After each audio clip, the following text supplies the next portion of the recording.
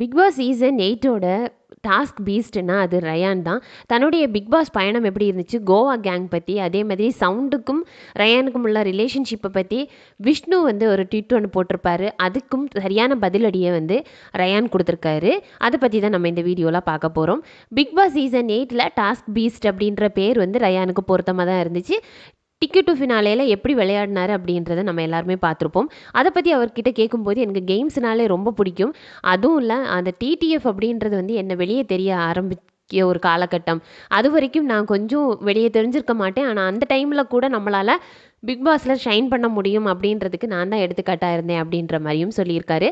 Goa gang பற்றி கேட்கும்போது அது ஒரு நல்ல அனுபவம்.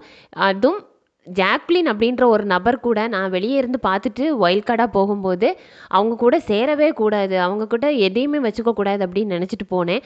ஆனால் என்ன ஒரு ஃப்ரெண்டாகவும் இல்லை, ஒரு பிரதராகவே நான் அவங்க ஏற்றுக்கிட்டாங்க. அதே மாதிரி நானும் வந்து என்னோட மூணாவது ஒரு சிஸ்டராக அவங்கள ஏற்றுக்கிட்டேன்.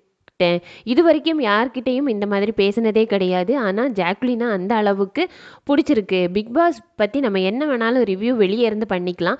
ஆனால் உள்ளாடி போகும்போது அது ஒரு டிஃப்ரெண்ட்டான ஒரு எக்ஸ்பீரியன்ஸை கொடுக்கும். அது கண்டிப்பாக உள்ளாடி வந்தால் தான் புரியும் அப்படின்ற மாதிரியும் சொல்லியிருந்தார். ஏன்னா யார் கூட சேரக்கூடாதுன்னு நினச்சோமோ அவங்க கூட நம்ம சேர்ந்துடுறோம். அந்த அளவுக்கு அது ஒரு மாற்றத்தை கொடுக்கும் அப்படின்றது. அதேமாதிரி சவுண்ட் அண்டு ரயான் ரிலேஷன்ஷிப் எப்படி இருந்துச்சு அப்படின்னு கேட்டதுக்கும் வெளியே அவங்கள பற்றி நிறைய எடிட்ஸ் வந்துச்சு. அதை பற்றி நீங்கள் என்ன நினைக்கிறீங்க அப்படின்னு கேட்டதுக்கு அவர் என்ன சொல்லியிருக்காரு அப்படின்னா, சவுண்டுக்கும் எனக்கும் உள்ள ஒரு ஃப்ரெண்ட்ஷிப் அப்படின்றது வந்து ரொம்பவே அழகானதாக இருந்துச்சு. அது எப்படி சேர்ந்தோம் சேரலை அப்படின்றத தவிர்த்து உள்ளாடி இருந்து எங்களுக்கு தெரியும் நாங்கள் எப்படி இருந்தோம் அப்படின்றதையும். அதேமாதிரி விஷ்ணு அவர்கள் ஒரு ட்விட் ஒன்று போட்டிருந்தாரு.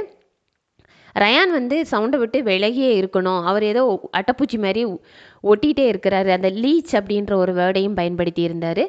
அப்படி இருக்கிறதுனால அவர் வெளியே வந்துட்டார் அப்படின்னா கண்டிப்பாக சவுண்டோட கேம் வந்து இன்னும் நல்லா தெரியும், சவுண்டோட கேமே ஸ்பாயில் பண்ணுறது ரயான் தான் அப்படின்ற மாதிரி ட்விட்டரில் ஒரு போஸ்ட் ஒன்று போட்டிருந்தார். அதை பற்றி கேட்கும்போதும் ரயான் என்ன சொல்லியிருக்காருன்னா, உள்ளாடி இருக்கும்போது ரயான் யார், சௌந்தர்யா யார், எங்களுக்குள்ளாடி என்ன ரிலேஷன்ஷிப் இருந்துச்சு அப்படின்றது எங்களுக்கு தான் தெரியும். அது யாருக்குமே நாங்கள் வந்து ப்ரூஃப் பண்ணணும் அப்படின்ற அவசியம் இல்லை அப்படின்ற மாதிரியும் சொல்லியிருக்காரு. அதே மாதிரி கோவா கேங் அப்படின்றது எல்லாருக்குமே பிடிக்கிற மாதிரி ஒரு கேங்காக இருக்குது.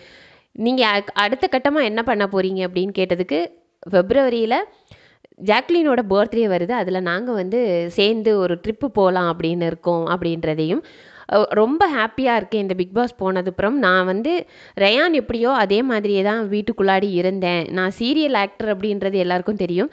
ஆனால் ரயானா எப்படி இருப்பான் அப்படின்றத காட்டுறதுக்காக தான் உள்ளாடி போனேன். ஒரு படமும் நடிச்சிட்டு தான் உள்ளாடி போனேன். அந்த படத்துக்கும் நல்ல ஒரு வரவேற்பு இருக்குது அப்படின்றதையும் சொல்லியிருக்காரு. பிக் பாஸ் ரயானை யாருக்கெல்லாம் பிடிக்கும், கோவா கேங் யாருக்கெல்லாம் பிடிக்கும் அப்படின்னு உள்ளவங்க இந்த வீடியோவுக்கு லைக் பண்ணுங்கள். இந்த வீடியோ உங்களுக்கு பிடிச்சிருந்தா சப்ஸ்கிரைப் பண்ணுங்கள்.